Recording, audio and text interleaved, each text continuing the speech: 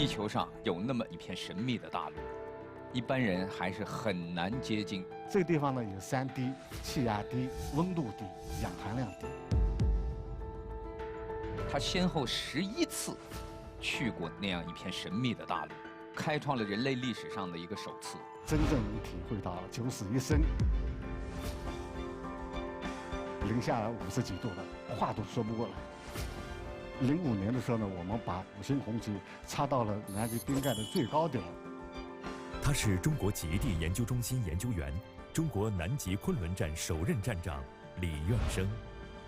一般嘉宾出场都这样，李老师是。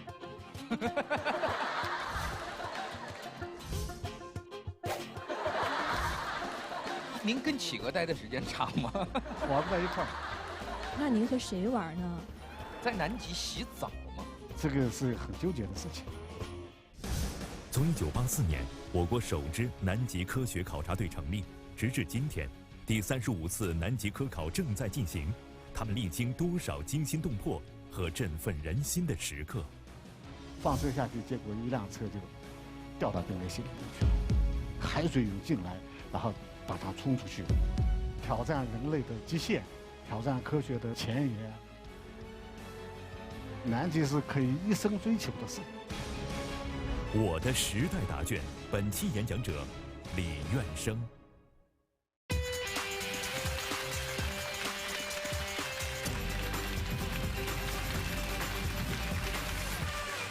各位好，欢迎收看中国首档电视青年公开课开讲了，我是主持人撒贝宁，欢迎各位。今天在我们的开讲开始之前，给大家看这样几张照片。这是什么？是北极光还是南极光？看下一张图。你们怎么判断出来是南极而不是北极呢？来，把话筒给这位观众。因为有山啊，北极是冰川。北极是我们叫北冰洋，对，它仍然还是海面，只不过上面接了厚厚的冰川。但是南极是土地，它是一片大陆。对的。他掌握了南极最基本的知识。再看下一张，这个能判断出来了。对，企鹅是南极这片大陆的一个特殊标志。我再问大家一个问题：有谁去过南极吗？一个都没有。这样我就没那么自卑了，大家都一样啊。但是今天给我们开讲的这位嘉宾不一样，他先后11次去过南极。和他的同事们一起为中国的南极科考事业打下了一座又一座坚实的里程碑。掌声有请我们今天的开讲嘉宾，中国极地研究中心研究员、中国南极昆仑站首任站长李苑生，有请。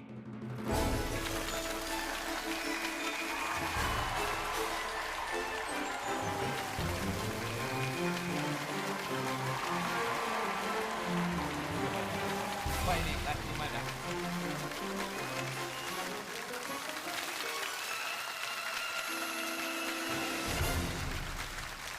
谢谢各位，请坐，谢谢大家。您今天这个出场有几个很特别的地方。刚才您挥手打招呼的动作把大家都逗乐了。别人一般嘉宾出场都这样，李老师是。您是这么跟大家打招呼，就大家觉得特别可爱的。您跟企鹅待的时间长吗？我去了以后呢，基本上这个没有多少时间和企鹅去见面，然后大概几个企鹅见完，然后我们就出去了。等我们回来的时候呢，这企鹅都跑了。但是您从南极回来，总得有一点让我们觉得去过南极11趟的人是不一样的。您的抗冻能力怎么样？我实际上不抗冻。我去南极的时候呢，是脸上、耳朵、手都冻过。哇！就是你手上如果被冻过以后呀，后面就不经冻了，一不留神就冻伤了。防护的比较好啊，就是最轻冻那一层，就刚好把那个老皮冻掉。然后所以去一趟南极回来以后呢，年轻一点，就年轻一次。你们觉得需要修补这个面容的时候，特别是女同志，你就去动一动它。洞它要掌握好尺度，就是正好让它就是3度冻上。您现在是在开玩笑，还是代表科学家在说？您要不要说完这个节目一播出，很多女观众在家把冰箱打开。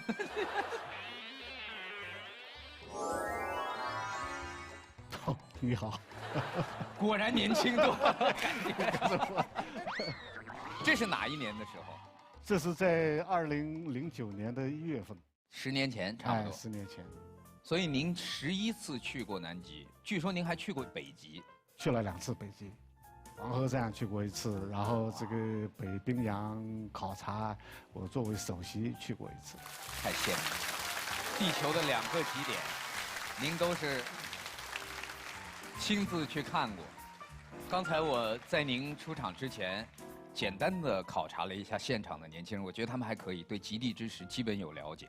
我再问大家一个问题：中国目前在南极有几个科考站？3个。拍卖呢？现在还有出价了吗？您给大家公布正确答案。我们现在在南极考察站已经建好了4个，已经建成的，正在建的是1个，就是一共有5个站。就最早的长站、中山站，这是越冬站。所谓越冬站，就1年4季我们都有队员在那地方开展科考活动。然后呢，有2个是度夏站，空龙站是度夏站，然后泰山站也是度夏站。就到南极夏季的时候，我们队员去到那儿。然后现在在西南极罗斯海那个地方呢，正在建的一个站，那个将来也是越冬站，那个规模呢和中山站的规模差不多。昆仑站当年李老师在那儿当首任站长的时候，这个站的建立其实也是您和您的队员开创了人类历史上的一个首次，就到达南极内陆的一个最高点，我们精确的海拔是4093米。4093米。所以您对于南极的情感和故事，有太多可以和我们分享的东西。那么接下来我把讲台留给您，有请李苑生老师为我们开讲。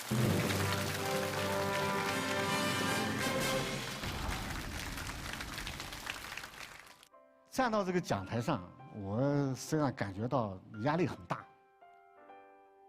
这个压力呢，甚至比我在南极现场执行任务还要大。最主要的问题就是说，我呢不太善于讲故事，所以我担心就是我讲的东西呢会浪费大家宝贵的时间。南极这个地方呢，很多人梦想的一个圣地。第35次南极考察是11月2号从上海出发的，我呢参加了这个送行。这个南极考察呢，实际上是每年要去，每年要回来。过去别人送我，我现在呢送别人。但是呢，当我看着船上的队员准备起航的时候，这时候呢，我心情还是非常复杂。什么复杂呢？就是感觉到不知道他们这一次考察会遇到什么样的困难，然后会遇到什么样的风险，所以在心里面祝愿他们平安顺利地完成考察任务，平安地回来。刚才这个撒贝宁先生介绍了一下我这一次去南极。这个1999年的年初，我带领队员，我们把5星红旗呢插到了南纬79度的位置上面。到了05年的时候呢，我们把这个5星红旗插到了南极冰盖的最高点。然后到2009年呢，我又和队友们一起把空龙站建起来。所以我呢还很荣幸当了首任空龙站的站长。空龙站是个什么地方呢？实际上它是南极冰盖的最高点。这个地方呢有山低，气压低，温度低，然后氧含量低，然后它4100米的海拔，和我们这个青藏高原比起来的话，好像4100米不算高，但是那地方的确实是因为低温，因为低氧含量，在那是非常难受。简单的一个例子，就是我们上厕所，作业的地方离这个我们的厕所大概100多米，然后那个地方雪也很软，去厕所的时候呢，这100多米的路你感觉到非常长，然后呢你要歇1到2次，停下来大口喘气，然后去做。所以那个地方是自然环境、自然条件是非常严酷的，所以我们要在那个地方去建一个站。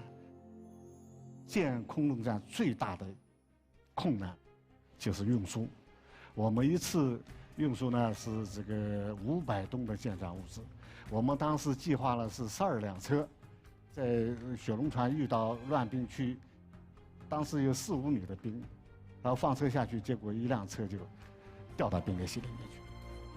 当时我们开车是许家兴，是我们内陆的一个机械师，他就在那车里面，车一下去，然后呢，他从正驾驶的位置跳到副驾驶位置，然后呢把顶窗开，一手这面往开推，然后这个海水涌进来，然后把它冲出去，把那个顶窗冲开。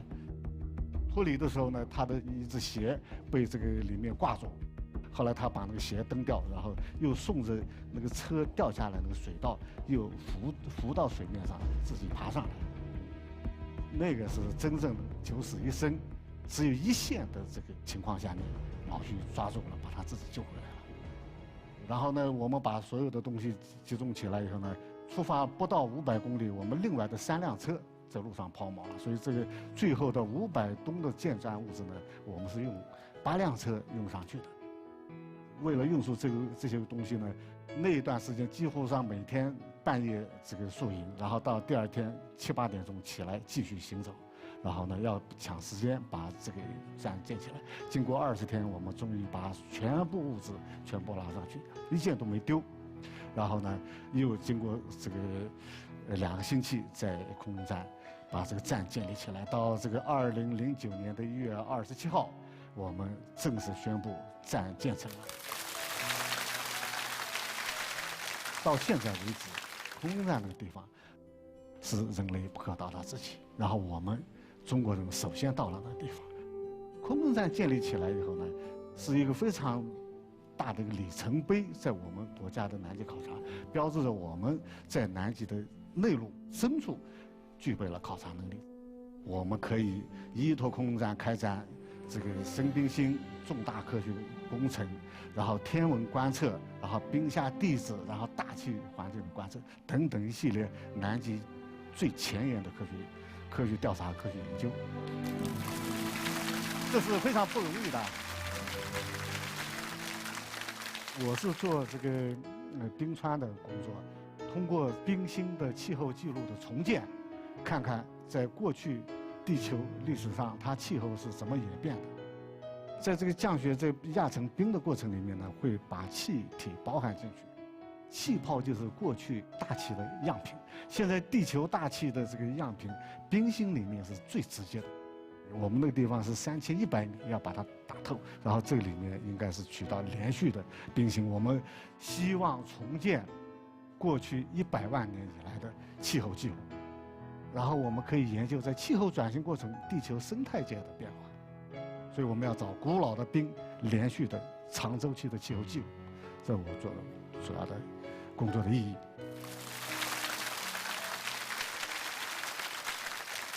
所以谈到这个去南极呢，实际上第一次去南极的时候已经40岁了，1996年那个夏季，这个我们中国南极考察呢是第13次队，然后那一次呢派了一支内陆队，那支内陆队是中国的首次南极内陆考察。我呢是作为交换学者，被派到日本参加他的这个内陆冰海考察，所以大家能猜想出来我当第一次到了南极是什么样一个想法吗？有谁能想出来呢？第一次去南极，感觉就是被抛出了人类社会之外。在日本，在这个昭和站20公里有个冰盖出发地，那个出发地呢什么建筑也没有，只有雪地车和雪橇，然后要求1天之内把这个雪橇都30几个雪橇都挖出来，挖出来以后呢，然后从船上运下来的东西呢装到雪橇上面，开始内陆考察。在那一次内陆考察的时候呢，我来回大概挖雪坑，我挖了7个，挖到后面去南极的时候呢，挖雪坑成了我一个心理上一个因为心理障碍，这个挖雪坑是太辛苦了。然后这个前面要挖起来以后呢，这个出汗，然后出完汗以后呢要观测，观测的时候呢你就停下来了，零下几十度的时候呢，你停下来要把它雪面弄好，不要挖2个小时的雪坑，工作要这个4个小时到6个小时。我在那儿工作了5天，然后第1天冷的回去以后，这个有1、2个小时话都说不过来，那大概是零下50几度的。然后我印象最深的一个就是97年的这个2月份这个春节，我在挖雪坑时，我在看着表，我说你看这晚上8点钟了，8点钟应该是这个我们的春节晚会开始了。我说可能没有任何一个人知道我一个中国人在南京内陆冰盖在那儿挖雪坑，然后在那儿进行雪坑采样，所以这个是我去参加日本队的一些体验。回来以后呢，写了一个3万字的考察报告。这些工作呢，对后面我在做中国的这个内陆考察还是有非常大的一个帮助，是一个非常好的基础。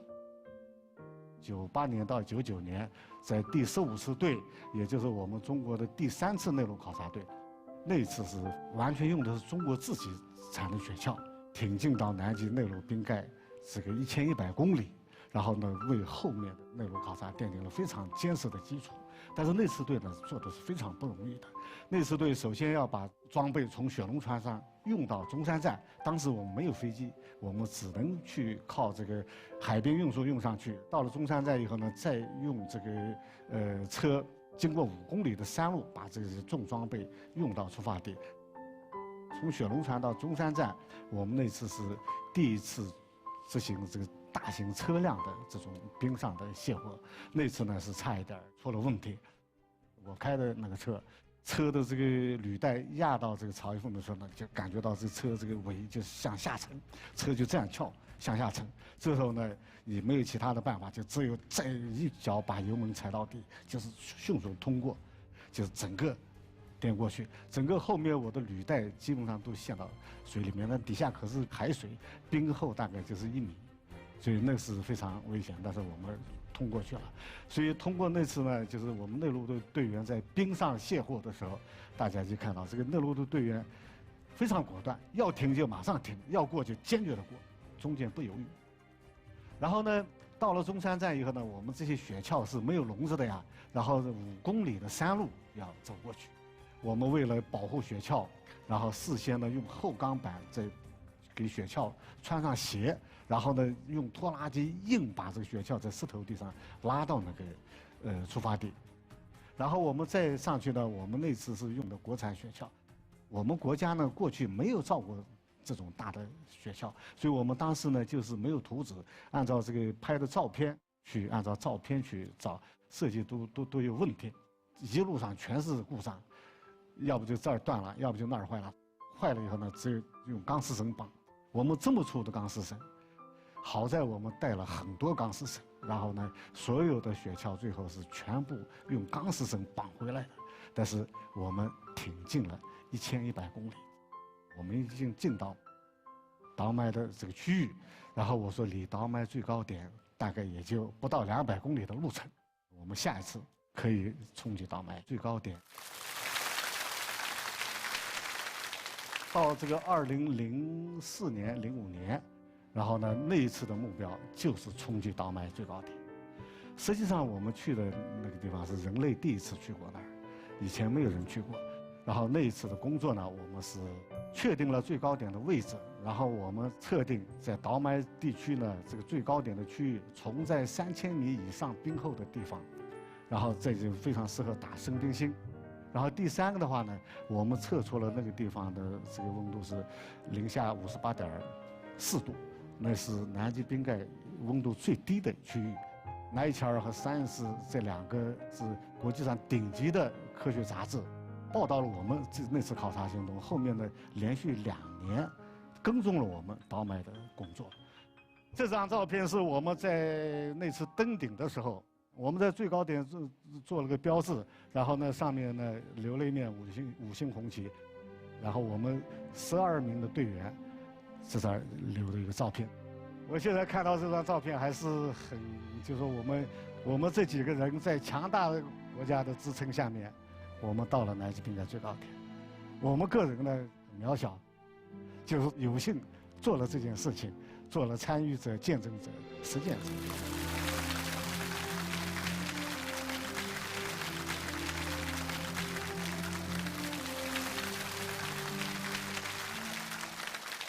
到了倒麦的最高点，我们这个考察取得成功以后，我们在参加这个2007年到09年第4个国际极地年的这个计划的时候，我们实际上报了一个大型的国际合作计划，叫潘达计划，被国际3个联合委员会选定为核心国际合作计划。这是中国人第一次参加南极国际基地年的行动，然后我们提出来的计划，然后呢建成了空站，然后我们有了这个南极深冰性钻探，4000米的深冰钻机已经钻到800米的深度，然后我们想在今后的几个夏季把它打到底。我们倒麦是南极冰下最高点，就相当于南极冰下的这个珠穆朗玛峰那个地方，希望能取到100万年以上的冰芯的连续气候记录。2004年、05年那次登顶，为后面我们国家的南极事业，对整个推动国际的南极的工作都做出了贡献了。我们国家从1984年开展南极考察以来，经过35年，然后呢从无到有，从小到大，现在是从大到强。我们现在呢有飞机，有船，然后呢有这个强大的内陆车队。我们第2条基地考察的破冰船在今年就要首航南极。然后我们下一步当然更希望在中山站这个地方找一个蓝冰机场，建一个大型飞机降落的这个飞机跑道，建立起来陆海空一体化的南极大陆纵深地带开展科学调查、开展科学研究的这么样一个格局。我觉得这是我们改革开放以来基地最大的一个成果。然后呢，我们想凝练这些成果，利用这些条件，把这个我们国家的基地考察再提升到一个更高的水平。我们现在树立了这个南极考察大国的地位，经过我们努力，要把它做成强国的地位，然后呢，向我们共和国的70周年谢礼。谢谢。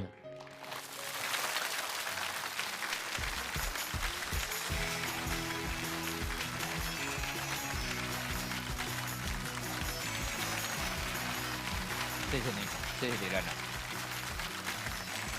谢谢大家，请坐，谢谢。南极科考真的是像我们的李站长和我们的同事们那样，在南极一次又一次的考察，最后才能建立起这样宝贵的一个数据。在您这个开讲的过程当中，也通过央视网进行了图文直播。那么首先就进入我们今天的全民小纸条互动环节。第一个网友问的是：李站长您好，我想问一下，南极冰盖下面真的有超级细菌吗？这问题问得非常前沿。我们现在很多一部分人的工作就在做这个事情。最新的发现就是把南极冰盖去掉以后，南极大陆和我们现在大陆没有两样，有高山，有平原，有盆地，有湖泊，有河流，有水系的地方就有生命，然后那些生命就有可能就是超级细菌。说一个比较严重的话，气候变暖导致南极冰盖融化，然后会释放出里面有害的细菌，然后呢对人类、对生物界的生存造成威胁。好，接下来是现场的观众朋友用小纸条给您问的问题，也是对南极的各种八卦新闻的打听。吃什么呀？玩什么呀？有没有 WiFi 呀？有一个问题，我觉得问的还挺有意思，因为我也挺想知道，在南极洗澡吗？他们这个跑内陆，我们现在还没有洗澡的条件。你说一洗就一大堆脏水，洗来以后呢，你说这堆脏水是拉回来呢，还是排放到那？这个是很纠结的事情。然后我们就无非就是忍受2个月嘛，养一点嘛。您因为只待2个月，有的队员待1年的。不，我们现在空中站是度假。哦，对，空中站只度假，度假，所以2个月我觉得还是忍受可以。我们后面的话呢，就采取办法，不洗澡，我们是每人发一个那个湿纸巾，就是那个小毛巾。哦，小毛巾。饭店吃饭的那种小湿毛巾，然后我们把它放到这个暖气上，给它加热，然后你可以从头擦到底，擦到脚。但是那些毛巾也是要统一带回来的。我们在内陆产生的所有垃圾都要带回来，带到这个中山站处理，包括这个大小便。那平时都存着呢。我们现在有那种免冲式的厕所。哦。然后弄完以后呢，就装到油桶里面。所以有很多细节，就是可能现在大家听起来会觉得很好玩。但是真正，如果当你在那儿做这样的科考，其实你要克服很多实际问题，所以再次把掌声送给我们南极的勇士。接下来6位青年代表。李站长好，小萨哥好，我叫申迪，我是一个东北人。然后我小时候生活在东北的时候呢，就是冬天非常冷。户外就没有什么可玩的，就冰天雪地一片苍茫。然后我就会带着我们邻居几个4、5岁的小孩儿，我们一起去邻居家舔大铁门儿。然后呢，因为那个东北冬天那个大铁门的温度实在太低了，我们所有人的嘴巴就会全部粘到那个大铁门上，我们也是无呼救。你们都呼不了救了那会儿。邻居一回来一看，门上粘4个孩子。对，然后因为我们有时候站一排，邻居要出门，所以他就出不来。然后呢，刚才听李站长说您在南极也不和企鹅玩，那您和谁玩呢？这样说吧，就是我们不是不和企鹅玩，就是玩不到一块儿。对，玩不到一块儿，根本就没有时间说去参观企鹅的这个。企鹅也很忙。所以说我们在南极呢，现在多元化了。现在就有网络，微信什么都可以。然后，但是在以前没有网络，我们的通讯主要靠卫星电话，然后靠这个短波的电台，所以那个时候的娱乐就是唱歌。从南极越冬回来的，你看吧，卡拉 OK 所有的犄角旮旯的歌他都会唱。第二个打乒乓球，打乒乓球呢，一直打到这个左手的要用右手打。右手的用左手打，全部打得很熟练。打到最后自己跟自己打。对。然后还有一些的话呢，他们事先准备好的，他走以前的话呢，带一些，比方是有些雕刻的，带一些木头或者带一些什么，然后呢有读书的，有的人在南极就学会一门外语，也有，还有和外国考察站经常有些交流。像我们中山站呢，现在有一个室内的体育场。然后我们南极有个奥林匹克搞一次运动会，搞一次运动会，然后这些活动还是都比较丰富。归根到底，去南极要做好心理准备，然后呢把自己的时间安排好，然后呢安排充实，这个时候呢就不会有任何问题。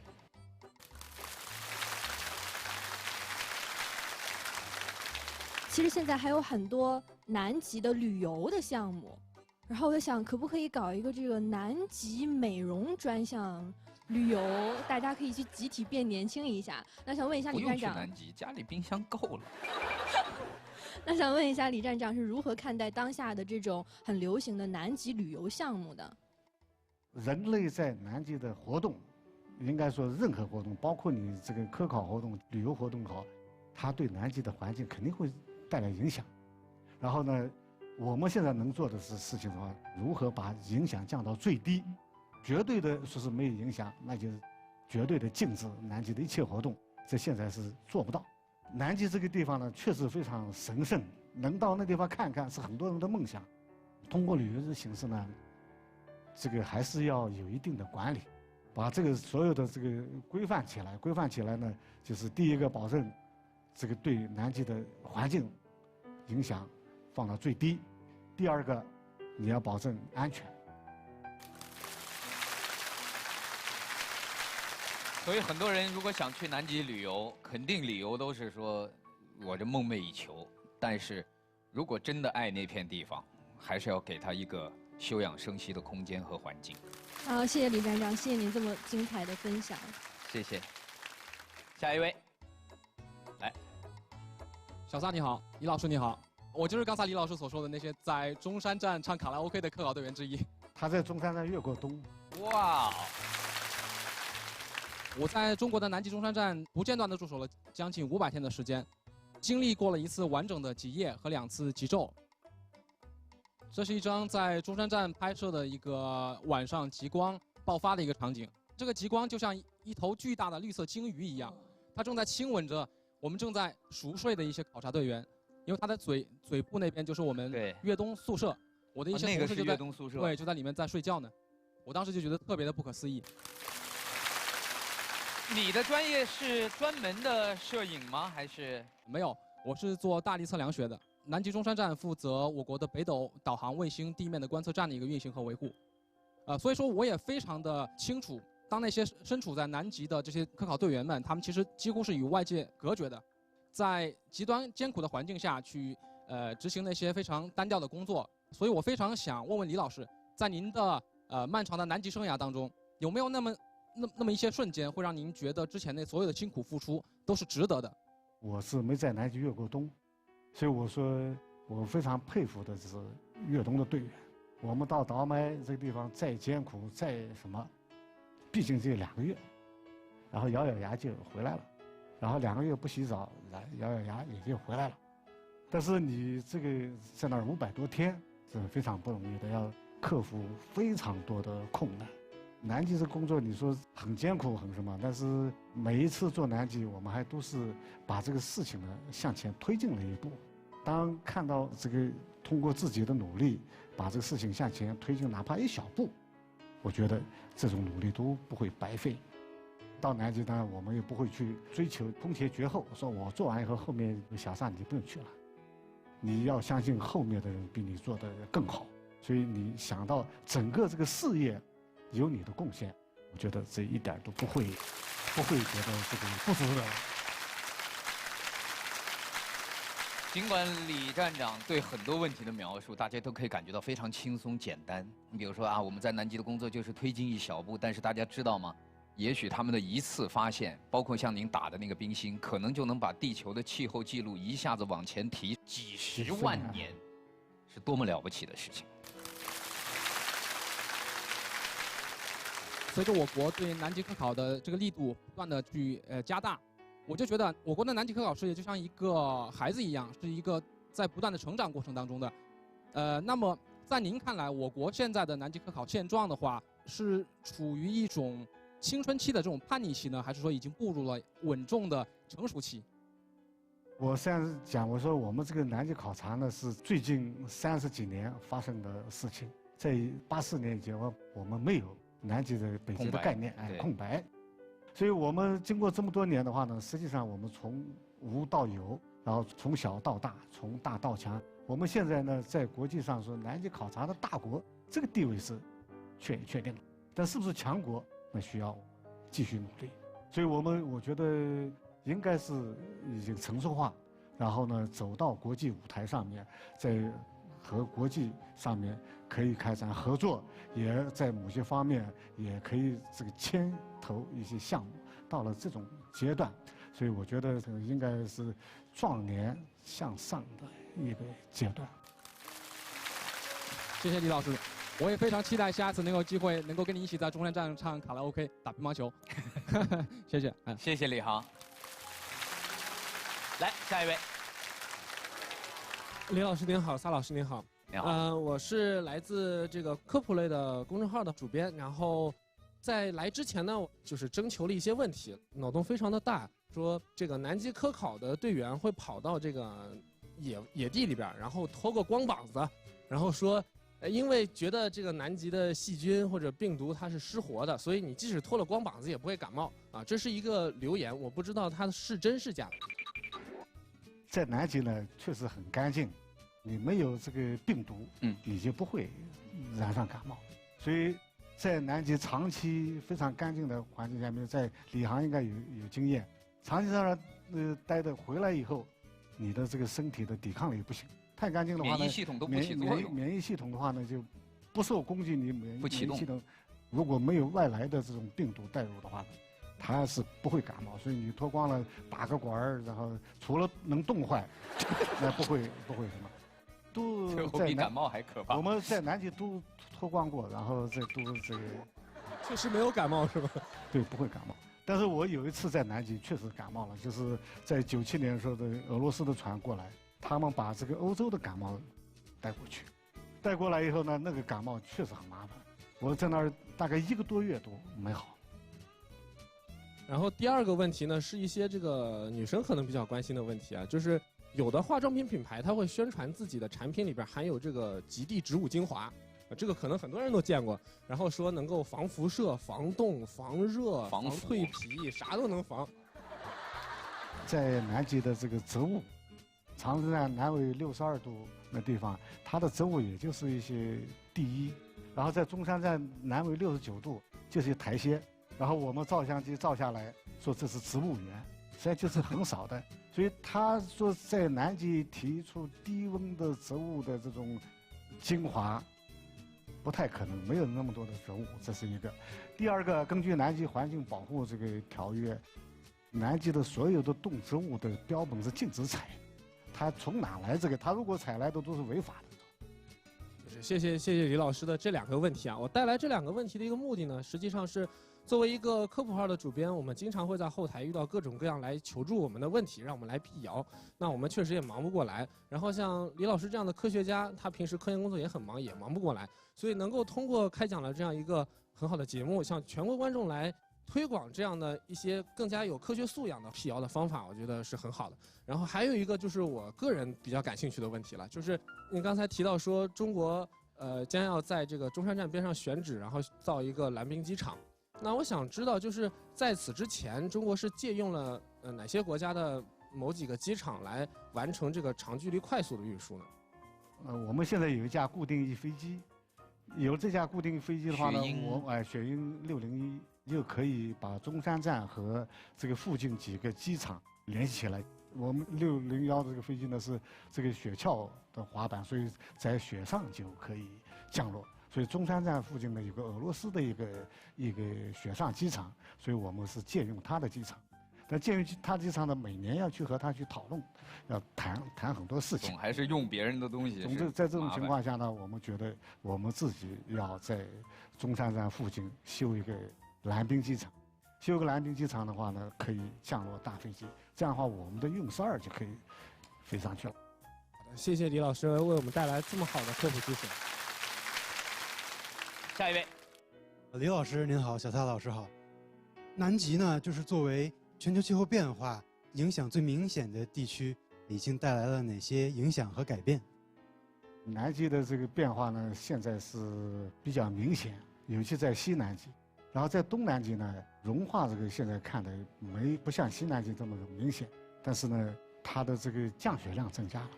就是气候变暖，然后蒸发量加大了，加大以后呢，降雪量增加了，所以气候的变化这问题呢，还是要高度的重视。但是气候变化一定有它自然的规律，然后人类呢，能做的就是约束你自己的行为，对气候的影响尽可能降到最低。二氧化碳确实有这个温室效应，在这个二氧化碳的问题上面，你要采取尽可能多的措施，然后减排，这是要做的。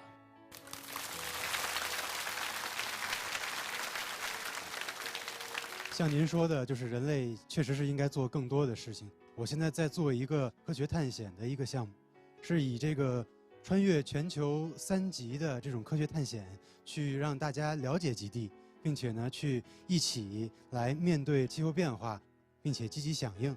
下一步呢，可能我正在计划，就是以单人，然后这个无助力、无后援的这个情况下，独自完成整个南极大陆的穿越。对民间的这种科学考察活动，我觉得还是应该鼓励。然后，但是像这种南极这些地区非常特殊，就是你无后援、无什么做的，但是实际上你真要遇到情况，你是一定要呼救的。在你的附近这些考察站什么，他必须得应就去救你，然后这是一个问题。我们虽然去一次南极，去南极是路上1个月，回来1个月，然后在那儿待3个月，然后但是在前面我们准备工作起码是半年，因为现在我们有这种条件，飞机也好，车也好，你可以用快速车，更科学一点把它结合起来。因为现在这个时代已经是科学考察的时代，不是探险，不是纯探险的时代，不是探险的时代。因为早期条件所限，科考基本上往往是伴随着探险，没有人去过。但现在有了经验，有了很多的资料支撑你，也有了很多的设备。我不知道为什么你要选择这种无助力、无后援，也不呼救。呼救肯定是要呼救的。那你为什么要选择这种方式？其实就是也是希望以这样的一个形式，向这个更多的人展现咱们中国的青年在应对这个气候变化的这个过程中表现出来的决心。另外呢，也跟自己的这个经历有关。我也是一名冰川工作者，然后16岁呢就开始登山和探险，所以把它们相结合，做更多的科普教育工作。目标和出发点都是好的。对，我觉得你这个工作呢，可以和我们南极考察的工作呢结合起来。结合一下，对。车队的走得也比较慢，我那雪地车是每小时10公里到11公里的速度，然后你在滑雪也好，什么也好，第一个遇到危险，当天就可以叫到我开个雪地摩托就把你接过来了。我觉得这个年轻人对这个探险、对这个的热情，应该鼓励。李站长说的是苦口婆心，做好所有的准备工作。探险绝不是盲目的冒险，保障自身安全的前提下，希望你能够为科考做出你的贡献。非常感谢这个李老师和小萨老师给的建议，谢谢。最后一位，李老师你好，小沙老师你好，我叫王娇，曾经是自由式滑雪空中技巧的世界冠军。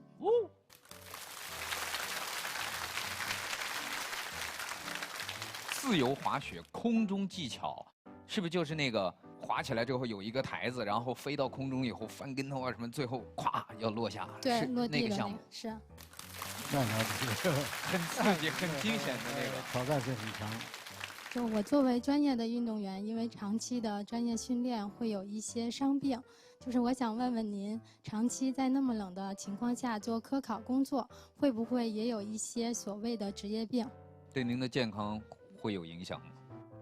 我觉得在南极可能最大的就是这个紫外线晒，然后呢缺氧。紫外线晒呢会这个损伤大脑，然后是缺氧也会损伤大脑。